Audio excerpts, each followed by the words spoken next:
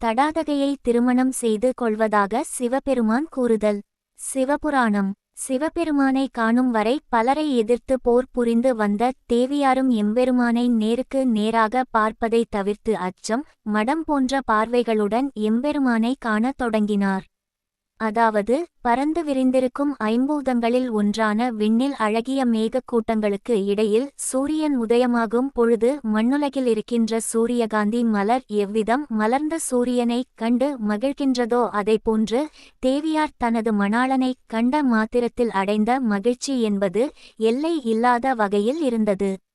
அதை அவர்களின் உடல் பாவகமே அங்கிருப்பவர்களுக்கு அரங்கேற்றம் செய்தது. தன்னவனை கண்ட நொடியில் பூமியில் தனது பாதங்களைக் கொண்டு அழகிய ஓவியங்களை வரைந்தார். அவர்களிடம் நிகழ்ந்த மாற்றத்தை நன்கு அறிந்து கொண்டார் அவர்களின் முதல் மந்திரியான சுமதி. சுமதிக்கு அசரீரி கூறியது நினைவு வர அம்மையாரை நோக்கி, அரசியாரே, கொன்றை மாலையை அணிந்து கொண்டிருந்த இந்த சுந்தரமூர்த்தியான எம்பெருமானே, உங்களின் கணவர் ஆவார் என்று கூறினார். சுமதியின் சொற்களை கேட்டதும் அம்மையார் அடைந்த மகிழ்ச்சி என்பது எந்த வகையிலும் மிகைப்படுத்த முடியாத வகையில் அமைந்த வண்ணம் இருந்தன. அவர் தனது மனதில் பேரானந்தமும் மகிழ்ச்சியும் அடைந்த கணப்பொழுதாகும்.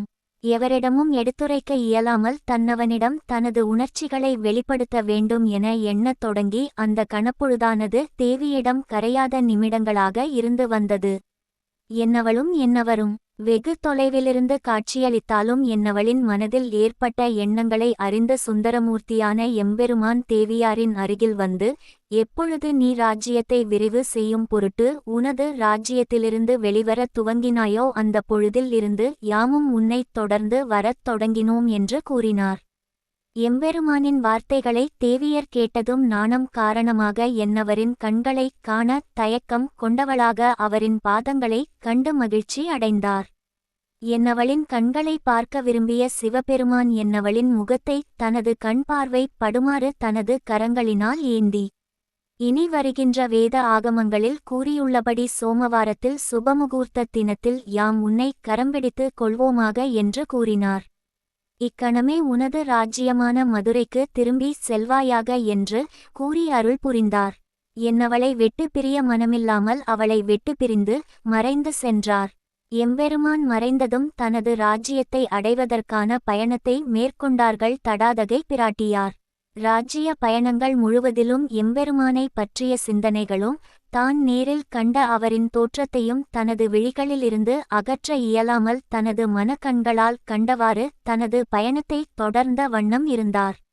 இதைக் கண்ட முதல் மந்திரியான சுமதி தனது தோழி அனுபவித்து வரும் இன்ப வேதனையைக் கண்டு மகிழ்ச்சி கொள்வதா அல்லது மனம் வருந்துவதா என்று புரியாமல் திகைத்து நின்றார். பிராட்டியார் ராஜ்ய பயணத்தை முடித்து எப்பொழுது தம் மனம் விரும்பும் என்னவனை காண்பேன் என்று கணப்பொழுது முழுவதும் காத்து கொண்டிருந்தார்.